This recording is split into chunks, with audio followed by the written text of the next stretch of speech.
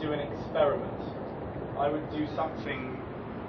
I would come up with something that we do on a regular basis, whether it's I'd look at how many newspapers and magazines and books and pieces of paper the school uses over a week and try to see how much we could save and actually physically film the before and the after. Or you could do that with water. So, you know, the classic leaving the water running when you brush your teeth or overfilling the kettle.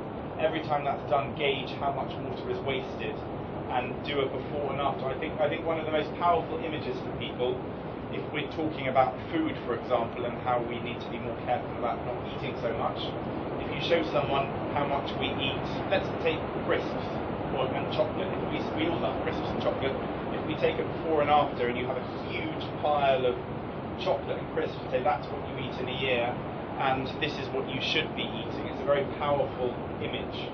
So if you could do that with piles of water, with piles of paper, and we could probably do it with energy. You know, we could probably, I think we can have special devices fitted now to our energy supplies at home that will do it for you, special computers that will show you how you can save. So that's probably what I'd make a video.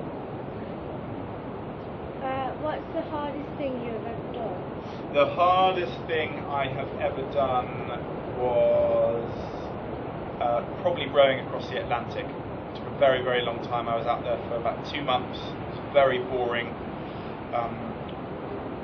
very tedious, homesick, hungry, tired, thirsty, all of those things for 2 whole months.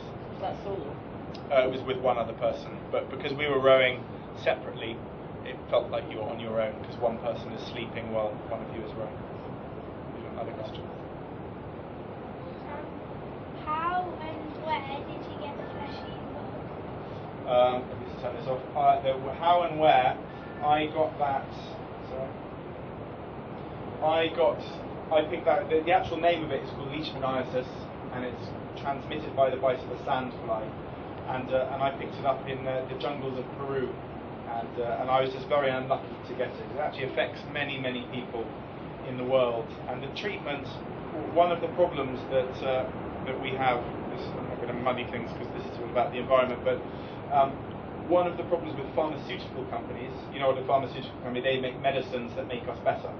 Now pharmaceutical companies tend to make medicines, they're a big company, so they want to make medicine that they can also make money. So they will only focus on diseases that affect the majority of people, probably in the developed world where we are. So lots of people in developing countries, lesser developed places like Africa or South America, there are diseases that they suffer from, but there's no financial interest in the big pharmaceutical companies investing money in new medicines.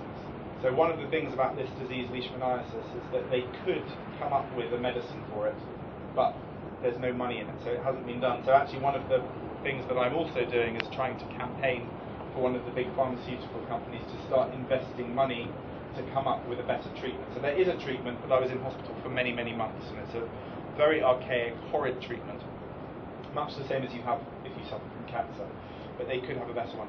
So that was leishmaniasis. Who's got another question? What new adventures are you planning on doing and when will you be on TV then? I've been doing lots of. I haven't stopped for the last 6 months. So first of all, you will see me on a show called Swimming with Crocodiles in January. Scuba diving with crocodiles out in Africa and in Australia, the scariest thing I've ever had to do. And then shortly after that, you'll see a series called Ben's Year of Adventures. And I was so lucky I got to travel all around the world doing all sorts of crazy things. So I did a skydive, a solo skydive. I jumped out of an aeroplane 2 miles high on my own to pull my parachute in Australia. And what else did I do? I did a 24-hour mountain bike race non-stop on a mountain bike going up and over a mountain for 24 hours non-stop in America.